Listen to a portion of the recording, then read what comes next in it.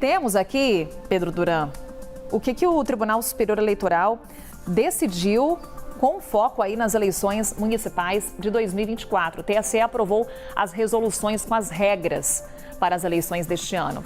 E aí, o que a Corte estabeleceu? Por exemplo, regulamentação para uso de inteligência artificial, que é uma das grandes preocupações, né, Pedro?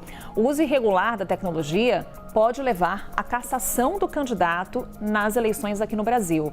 Deepfake é uma das grandes preocupações de momento, não só aqui no Brasil, no mundo, porque tem um potencial até mesmo de desequilibrar as eleições, como o próprio Tribunal Superior Eleitoral apontou.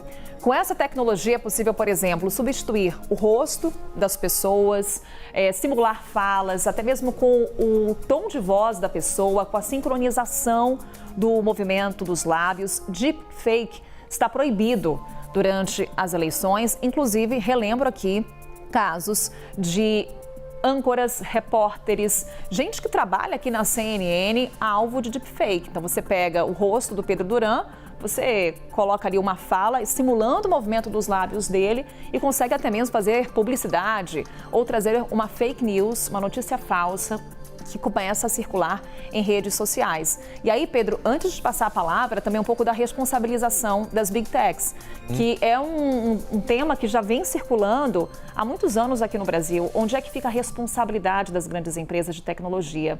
Segundo aqui o que aponta o TSE, as Big Techs têm o dever de que os provedores adotem e divulguem medidas para impedir ou diminuir a circulação de fatos notoriamente inverídicos ou gravemente descontextualizados que atinjam a integridade do processo eleitoral. Há também a necessidade das plataformas impulsionarem, sem custos, os conteúdos que informem ou elucidem o fato inverídico. E aí o TSE também previu responsabilidade aos provedores nas esferas civil e administrativa, caso não removam conteúdos e contas das redes sociais durante a eleição. Portanto, também apontando o que está proibido, o que é direito e o que é dever nas eleições municipais deste ano. Então vamos por partes, Carol. Deepfakes, uma decisão acertadíssima do TSE.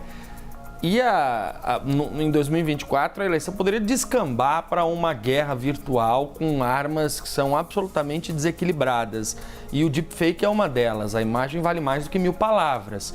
Quando você tem uma imagem manipulada para poder colocar na boca de um candidato, por exemplo, palavras que ele nunca proferiu, desmentir aquela imagem, as pesquisas já mostram que tem muito menos alcance do que essa fake news em si.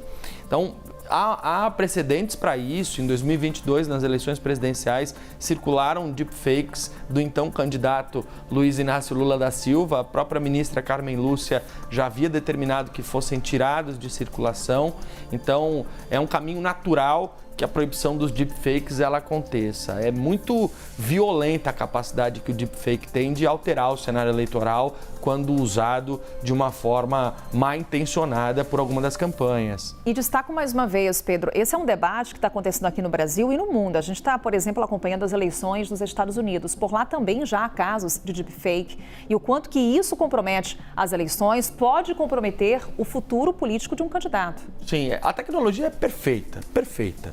Ela só não pode ser usada para manipular a verdade e é justamente por isso que o TSE toma essa decisão. Você imagina que hoje o deepfake, por exemplo, é usado para poder traduzir falas de autoridades públicas para outras línguas, numa espécie de dublagem que ela mantém inclusive o tom de voz daquela pessoa que está falando, que está fazendo aquele discurso. Então a inteligência artificial é uma grande descoberta, tem um potencial incrível para a nossa área da saúde, para a indústria, para a segurança pública, mas a gente precisa colocar limites. O TSE então acerta nesse movimento. É isso, a tecnologia vai na frente e as leis vão correndo atrás do prejuízo. Para recuperar. E só sobre as Big Techs, Carol, também é algo que já vinha sendo decidido pelo TSE. O próprio ministro Alexandre de Moraes tinha tido decisões para pedir para que as grandes empresas de tecnologia, e aí eu estou falando de Meta, Facebook, Google, Instagram,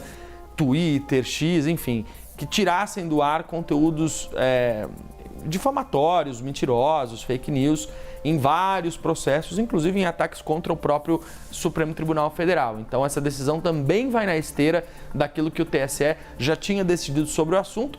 Difícil é controlar essa informação, porque esses provedores de conteúdo, essas plataformas alegam e alegaram em todos esses processos que não tem gente para ficar fiscalizando cada informação que é publicada nas redes. Então, justamente por isso, o ponto de equilíbrio vai ser o momento em que essa plataforma é oficialmente informada de que aquela informação, aquela notícia, aquela imagem é falsa, inverídica, difamatória, o tempo de resposta para que ela seja retirada. Vão precisar criar um telefone vermelho aí para que essa informação não circule com rapidez. Pois é, levando em conta a velocidade da circulação da informação. Porque é isso, né, Pedro? Vê uma notícia falsa, rapidamente já está num grupo de WhatsApp e já começa a circular em uma outra rede social. Minutos, assim, né? Exatamente. E assim as fake news vão proliferando.